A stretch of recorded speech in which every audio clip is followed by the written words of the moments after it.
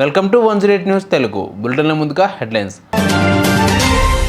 మంత్రినే బురిడి కొట్టించిన cyber నేరగాళ్లు WhatsApp ద్వారా 2.8 కోట్ల స్వాహా.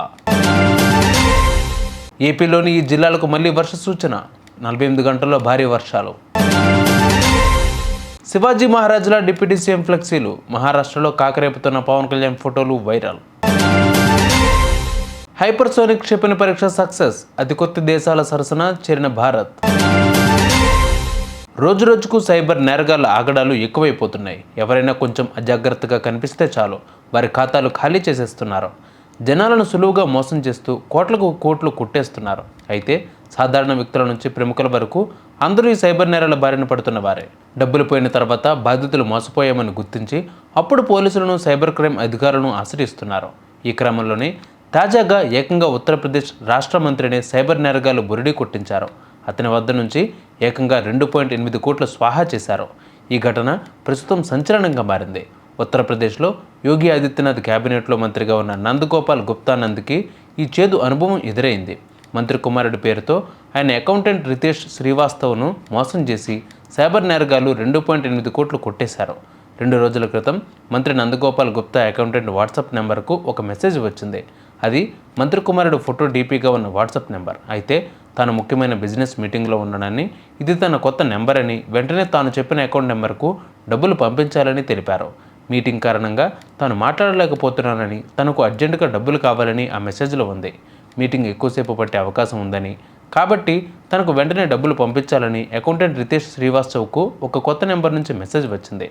అయితే మంత్రి కుమారుడు ఫోటో డీపీగా ఉండడంతో అది నమ్మేసిన అకౌంటెంట్ ఆ వాట్సాప్లో వచ్చిన అకౌంట్ నెంబర్లకు 3 సార్లు డబ్బులు పంపించారు. ఈ క్రమంలోనే మొత్తంగా 2.8 కోట్లు ట్రాన్స్ఫర్ చేశాడు. అయితే ఈ విషయాన్ని ఆయన ఎవరికీ తెలియజేయలేదు. ఆ తర్వాత మంత్రి కుమారుడిని అడగ్గా తాను ఎవరికీ మెసేజ్ పంపలేదని, డబ్బులు అడగలేదని తేలింది. ఏపీకి వర్ష సూచన ఇంకా తొలగలేదు. నైరుతి బంగాళాఖాతంలో ఏర్పడిన అల్పపీడనం ప్రస్తుతానికి బలహీనపడింది. ఈ ప్రభావంతో వచ్చే 2 రోజులు ఏపీలోని ఈ జిల్లాలు మోస్తారు నుంచి భారీ వర్షాలు పడనున్నాయని ఐఎండీ తెలిపింది. ఇప్పటికే దక్షిణ కోస్తా జిల్లాల్లో అధిక వర్షపాతం నమోదైంది. అల్పపీడనం ప్రభావంతో ఇప్పటికే ఏపీలోని దక్షిణ కోస్తా, రాయలసీమ జిల్లాల్లో భారీ వర్షాలు నమోదయ్యాయి. ముఖ్యంగా అనంతపురం, సత్యసాయి, వైఎస్ఆర్, కడప, చిత్తూరు, తిరుపతి, నెల్లూరు, ప్రకాశం జిల్లాల్లో అధిక వర్షపాతం నమోదు కాగా రానున్న 48 గంటల్లో కూడా ఇదే ప్రభావం కనిపించనుంది. దక్షిణ కోస్తా, రాయలసీమ ప్రాంత జిల్లాల్లో ఇవాళ రేపు అధిక వర్షపాతం నమోదు కావచ్చు. ముఖ్యంగా ఈ ప్రాంతంలో పిడుగులు పడే ప్రమాదం ఉంది. దక్షిణ కోస్తా తీరంలోని ప్రకాశం, నెల్లూరు జిల్లాల్లో ఇవాళ భారీ వర్షం పడే సూచన ఉంది. ఇక నంద్యాల, వైఎస్ఆర్ కడప, అన్నమయ్య, చిత్తూరు, తిరుపతి, సత్యసాయి, అనంతపురం జిల్లాల్లో తేలికపాటి నుంచి మోస్తారు వర్షాలు పడే అవకాశం ఉంది. AP deputy CM Pawan Kalyan ప్రస్తుతం మహారాష్ట్రలో కాకరేపుతున్నారు. 2 రోజుల పాటు ఎన్నికల ప్రచారంలో భాగంగా ఆయన ఇప్పటికే డెగ్లూరులో, లాథూర్లో ప్రసంగించారు. అయితే పవన్ నాదేండ్లో ప్రసంగించినప్పుడు మరాఠీలో మాట్లాడారు. ఛత్రపతి శివాజీ మహారాజును, ఆయన తల్లి జిజియాబాయిని గుర్తు చేసుకున్నారు. అదేవిధంగా బాబాసాహెబ్ అంబేద్కర్, బాల్ ఠాకరే గారిని స్మరించుకున్నారు. పవన్ కళ్యాణ్ మహారాష్ట్రలో అక్కడి వాళ్ళలాగే పగిడి సైతం వేసుకున్నారు. దేశం కోసం మోదీ సర్కారు 10 ఏళ్లలో ఏం పని చేసిందో వివరించే ప్రయత్నం చేశారు. ఆర్టికల్ 370 నుంచి అయోధ్య రామమందిరం వంటి అనేక క్లిష్టమైన సమస్యల్ని మోదీ సరిదిద్దారన్నారు. అంతేకాకుండా ఎన్డీఏ దేశం కోసం అమలు చేస్తున్న పథకాలను గురించి వివరించారు. మరొక వైపు పవన్ ఈరోజు సభలో ఓవైసీ బ్రదర్స్పై మండిపడ్డారు. వారు తల్వార్ తీసుకుని వస్తే తాము ఖాళీగా చూస్తూ ఊరుకోమని, మేమే వస్తామంటూ కూడా రెచ్చిపోయారు.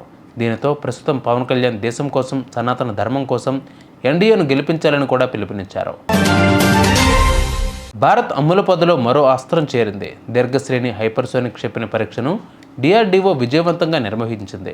శనివారం ఒడిశాలోని అబ్దుల్ కలాం ద్వీపం నుంచి ఈ పరీక్షను నిర్వహించినట్లు రక్షణ శాఖ మంత్రి రాజ్నాథ్ సింగ్ ఎక్స్ వేదికగా తెలిపారు.